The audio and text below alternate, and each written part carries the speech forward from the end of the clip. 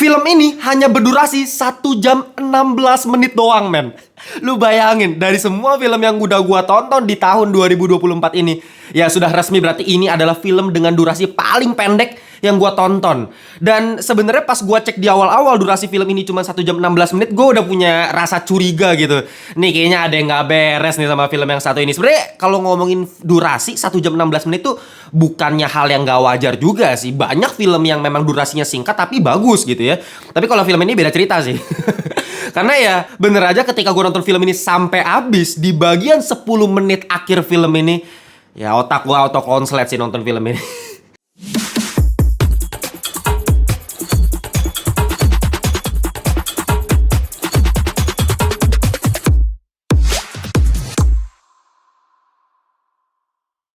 Welcome back to Ngelantur Indonesia. Skui nonton, skip, blow on. Jangan lupa kalian semua, kita kembali lagi di segmen review.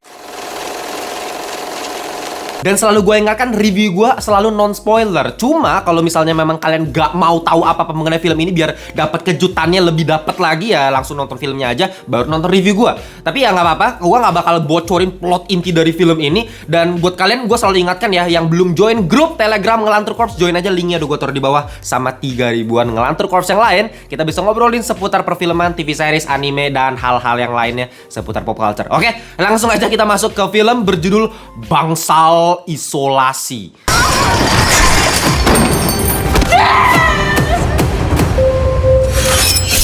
Lagi-lagi ada film lokal yang konsepnya begitu menarik. Gua pengen banget nonton film ini dari awal ketika nonton trailernya gitu. Ya gimana nggak menarik? Ini konsepnya itu mengenai penjara wanita. Belum pernah ada gue lihat. Ya sejauh ini ya sepengetahuan gue nggak pernah lihat film Indonesia mengenai penjara wanita. Nah ini pertama kalinya, dan ya gue udah jelas-jelas tertarik. Mungkin gue udah sering ngeliat film-film penjara di Amerika, film-film TV series mengenai penjara, ya udah banyak lah.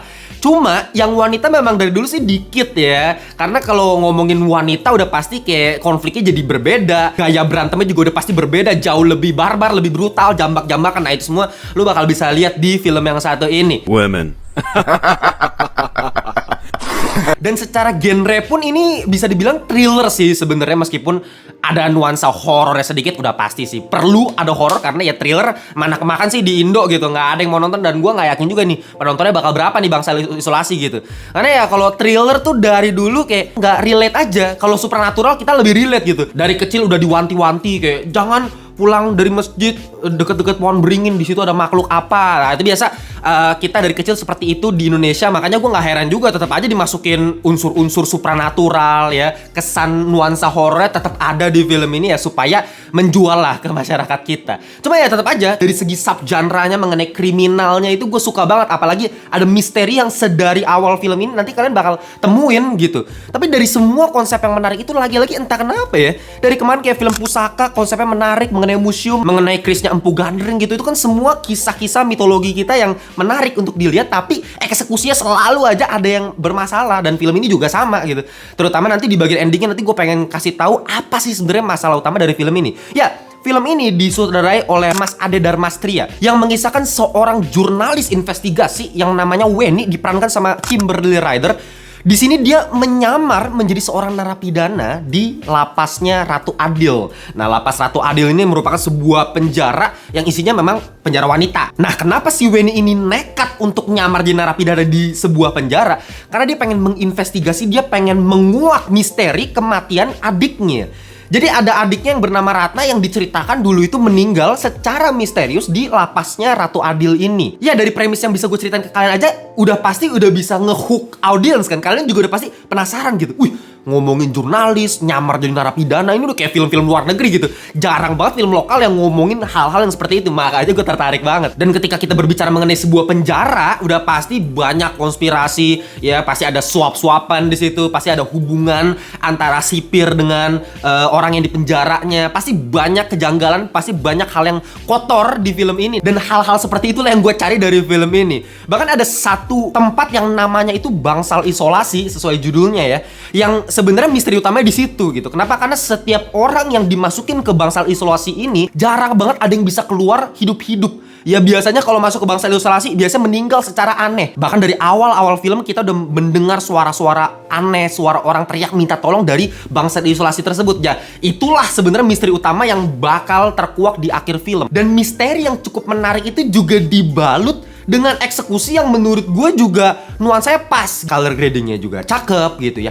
Unsur retro dapat karena memang ini latar tahunnya kan 1990 nih film ini. Jadi lu bisa lihat lah dari teleponnya lah, dari propertinya, productionnya itu cakep. Dan apalagi penjara Ratu Adil di film ini itu dibangun dari Benteng Van der Wijk ya. Jadi Benteng Van der Wijk itu adalah destinasi wisata di Jawa Tengah ya. Gua nggak tahu itu masih buka atau enggak sekarang. Cuma gua belum pernah sih ke situ. Cuman gua sempat lihat-lihat tempatnya itu menarik sekali. Kayak segi tujuh gitu ya. Unik aja kesannya dan angkernya tuh juga berasa. Jadi kalau nggak salah tuh Benteng Van der Wijk ini adalah kantornya VOC dulu gitu. Sekarang udah jadi tempat wisata dan sekarang dipilih sebagai set lokasi syutingnya buat film Bangsa Isolasi. Jadi dari benteng yang udah keren gitu bangunannya, barulah dibangun tuh sama Mas Ade ya, dibuat tempat makannya seperti apa, dibangun kantor-kantornya, dibangun ruang dokternya seperti apa. Jadi gue suka banget secara visual, productionnya itu ya estetik gitu. Orang udah pakai Benteng Van der Wijk ya udah pasti keren gitu. Jadi jarang-jarang lah gue ngeliat film kayak beginian.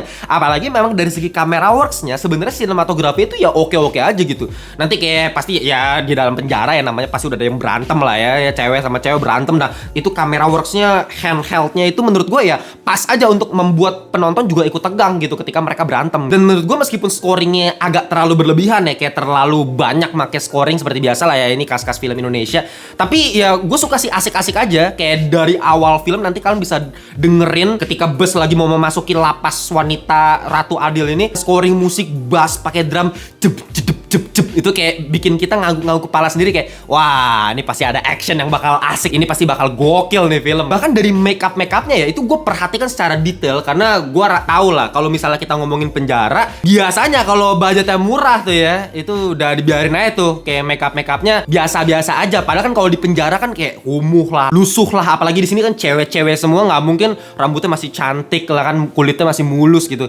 Biasanya itu pasti udah mukanya udah acak-adul. Nah di sini diperlihatkan seperti itu gitu. Apalagi Kimberly Ryder ya, gue suka banget rambutnya tuh penataannya nggak dibuat rapi, kayak berantakan, acak-adul. Dan gue juga suka sih aktingnya Kimberly Ryder di sini adalah salah satu yang paling bagus ya. Ketika dia nangis itu natural banget, ketika dia dialog sama yang lain menurut gue juga chemistry-nya bagus sih sebenarnya. Dan di film ini tentunya juga ada Mbak Wulan Guritno sebagai sosok yang diperlihatkan di awal-awal sebagai antagonis karena dia kayak jagoannya di penjara tersebut lah, semuanya takut sama dia, tukang bulinya lah. Jadi kayak lu macam-macam sama si Bella ini, karakternya nama Bella ya. Nah, lu mampus lah, lu masuk ke bangsa isolasi lah lu kalau misalnya gangguin si Bella ini. Dan dia tuh diperlihatkan emang jago berantem karena di selnya juga ada semacam punching bag. Emang orang jagoan lah si Bella ini, Mbak Wulan Guritno. Dan cara berantemnya memang ketika dia mukul-mukul tuh kerasa dia bukan orang yang bisa bela diri lah. Mbak Wulan Guritno kerasa banget.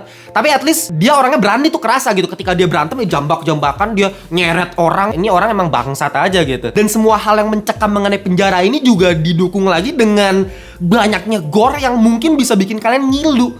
Nah ini juga sebenarnya gue sayangkan lagi film Indonesia 13+, banyak banget adegan yang bikin ngilunya gitu. Aduh, ada yang kuping putus lah, kulit dirobek lah, jambak diseret. Itu menurut gue sebenarnya nggak patut ya buat orang umur 13 tahun nonton film kayak ginian. Cuman ya udah bodo amat lah, sekarang kayak film lokal kayak ginian semua. Gue tahu sih biar penontonnya juga makin banyak. Orang anak kecil juga pasti dibawa ikut sama orang tuanya gitu. Ya itulah Indonesia.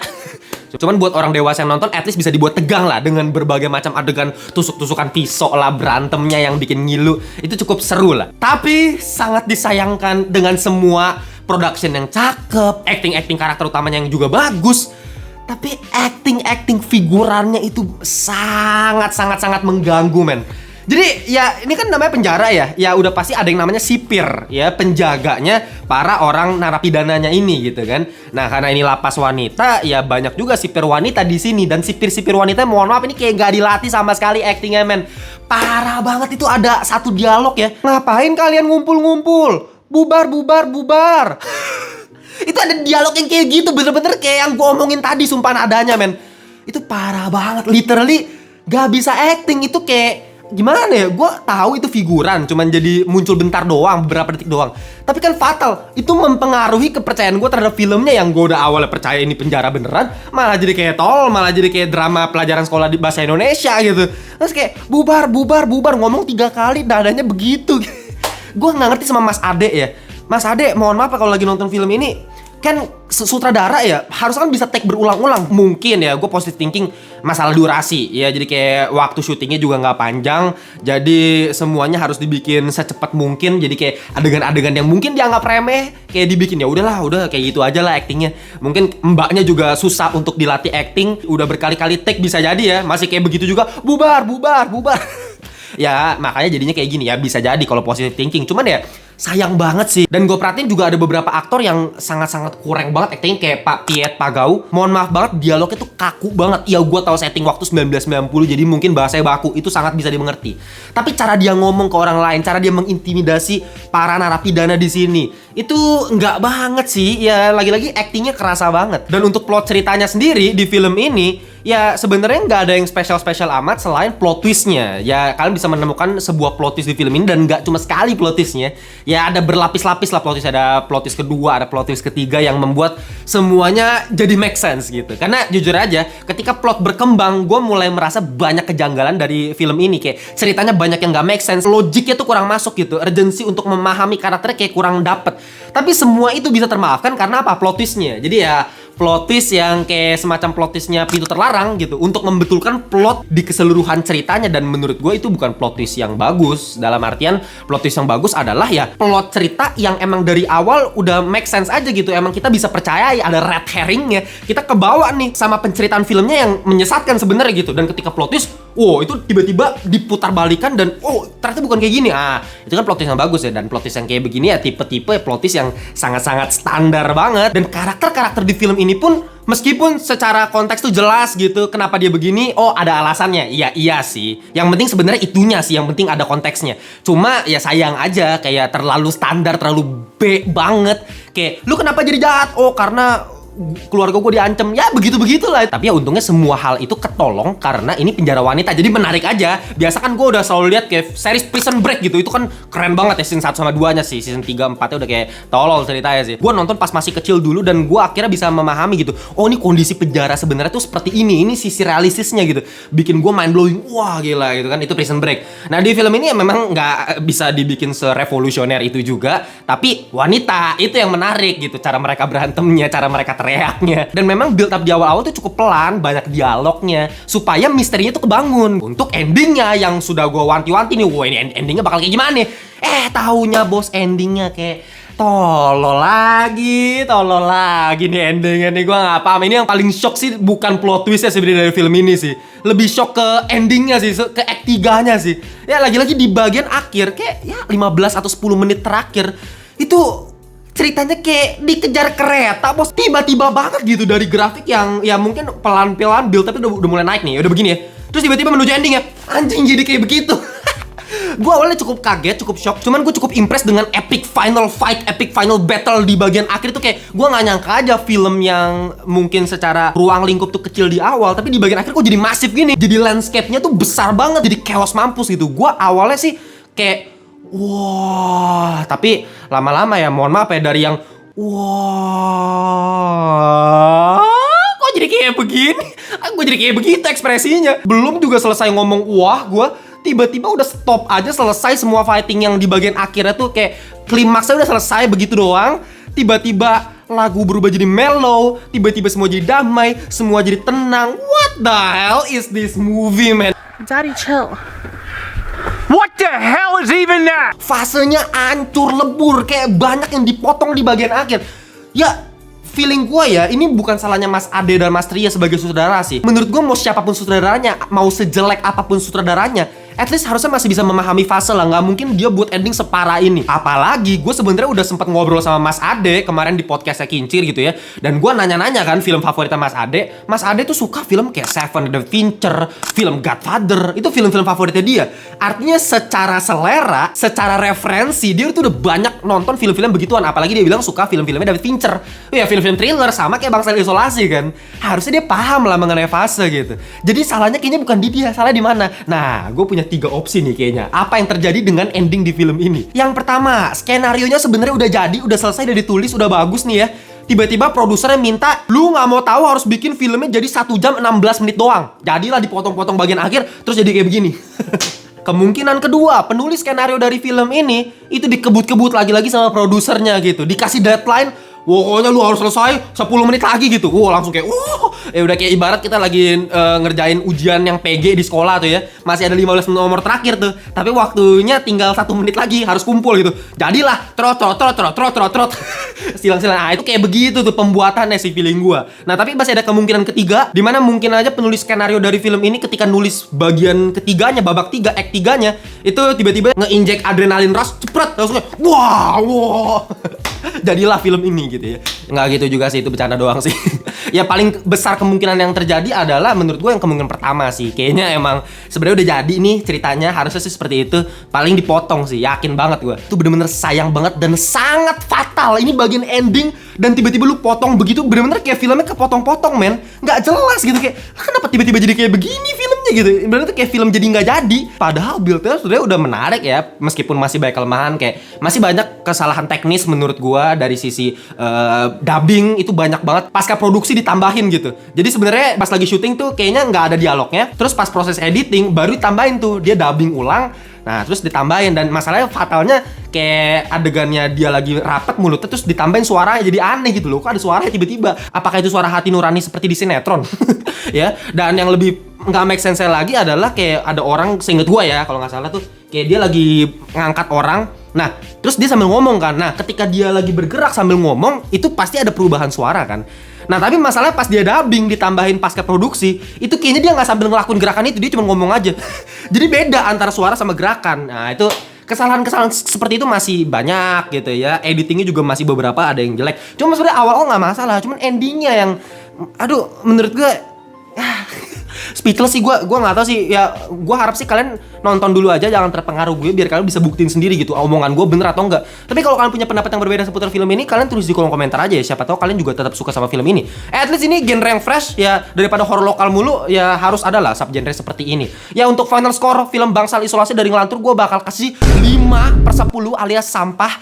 Ya mohon maaf aja sih, gue masih harus ke sampah meskipun premisnya menarik, tapi kalau endingnya kayak begini sama aja sih. Ya namanya film ya, dari awal sampai akhir. Kalau endingnya hancur ya hancur lah filmnya buat gue. Ya gitu aja untuk review kali ini. Jangan lupa yang belum join membership community silahkan join. Mulai dari 1000 per hari bisa join di Critical Thinking dan bisa upgrade di Ngelantur Thinking buat dapetin pembahasan seputar perfilman ya, movie lovers panel. Nah itu seru banget, silahkan join. Nanti kita juga invite kalian ke grup yang khusus membership di WhatsApp. Oke, kita jumpa di video berikutnya. Bye bye semuanya.